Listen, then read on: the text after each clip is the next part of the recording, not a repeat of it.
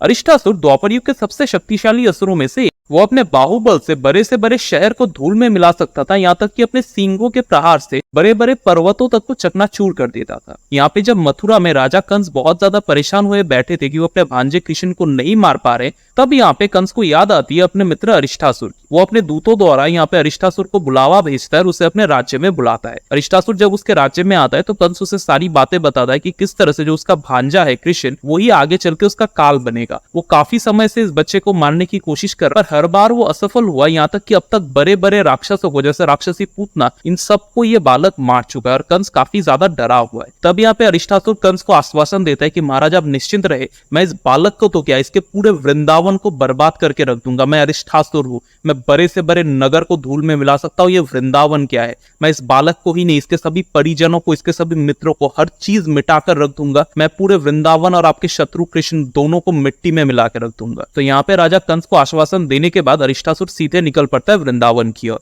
अब अरिष्टासुर जब वृंदावन पहुंचता है, उस समय श्री कृष्ण वृंदावन में नहीं थे। वो अपने मित्रों के साथ गाय चराने के लिए वृंदावन से थोड़े बाहर गए हुए थे। तो जब यहाँ पे अरिष्टासुर वृंदावन में आता है, वो कृष्ण को ढूंढने लगता है और उसे कृष्ण मिलता नहीं है, तो वो बहुत ज्यादा क्रोधित हो जाता है और यहाँ पे एक बहुत ही भयानक बैल के रूप में आके पूरे वृंदावन में यहाँ पे तहलका मचाने लग जाता है। उसे लगा था कि वो यहीं पे संपूर्ण वृंदावन को नष्ट करके रख देगा जब तक कृष्ण उसे नहीं मिल जाता। अब यहाँ पे तो भगवान श्री कृष्ण वृंदावन के बाहर अपने मित्र और अपने गायों के साथ थे, तो उन्हें अचानक से यहाँ पे कोलाहल सुनाई देता है वृंदावन की ओर से। देखता है कि लोग वहां से भागते हुए आ रहे।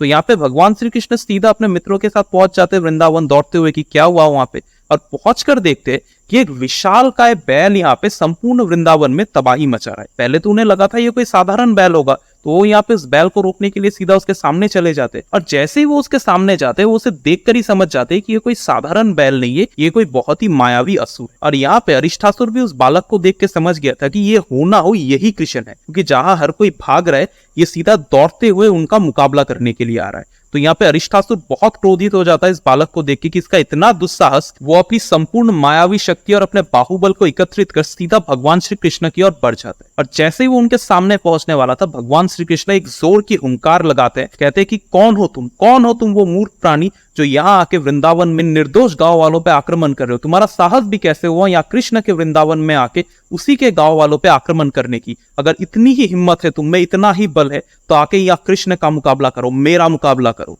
तो यहाँ पे अरिष्टासुर जैसे ही देखता है कि उसके सामने यहाँ पे बालक रूपी श्री कृष्ण उसे चुनौती दे रहा है, एक बच्चा उसे चुनौती दे रहा है, तो अरिष्टासुर और क्रोधित हो जाता है और वो सीधा यहाँ पे श्री कृष्ण की ओर वार करने के लिए बढ़ता है। वो अपनी पूरी शक्ति के साथ जाके श्री कृष्ण से टकराता है, पर भगवान श्री कृष्ण यहाँ पे अरिष्टासुर की सींग पकड़ के उसे वहीं पे रोक लेते और उसे धकेलते हुए यहाँ पे 18 कदम पीछे कर देते। तो अरिष्टासुर तो बिल्कुल चौंक गया था कि एक बालक में इतनी शक्ति कहां से आ गई, पर अगले ही पल यहाँ पे अरिष्टासुर फिर से तत्पर हो जाता है कि वो आज कृष्ण को छोड़ेगा नहीं। वो फिर से अपनी संपूर्ण शक्ति को एकत्रित करता है और संपूर्ण शक्ति के साथ यहाँ पे फिर जाके भगवान श्री कृष्ण से टकरा जाता। और इस बार भगवान श्री कृष्ण और उससे क्षमा करने वाले थे नहीं। पहली बार उन्होंने अरिष्टासुर को एक मौका दिया था, क्योंकि वो यहाँ पे एक बैल के रूप में था और बैल तो स्वयं नंदी महाराज होते, तो इसीलिए उन्होंने उसे पहली बार मारा नहीं। पर जब वो यहाँ पे फिर से आक्रमण करता है, तो सीधा यहाँ पे अरिष्टासुर को श्री कृष्ण अपने एक ही हाथ से आकाश में उठा लेते और अपने एक ही हाथ से वो अरिष्टासुर को संपूर्ण बलपूर्वक जमीन में पटक देते। अरिष्टासुर यहाँ पे अपने सर के बल आके जमीन पे गिरता है और उसका एक सींग भी वहीं पे टूट जाता है। अरिष्टासुर फिर से खड़े होने की कोशिश करता है, पर अब उसके अंदर और शक्तियां नहीं बची थी। उसकी सारी हड्डियां टूट चुकी थी, उसका एक सींग टूट चुका था, उसके मुख से रक्त निकल रहा था। अब अरिष्टासुर समझ जाता है कि उसका अंत आ चुका है। पर अचानक से दोस्तों, जैसे यहाँ पे अरिष्टासुर की मृत्यु होने वाली थी, चारों ओर यहाँ पे वृंदावन में एक अलग सी रोशनी फैल जाती है और अरिष्टासुर के शरीर से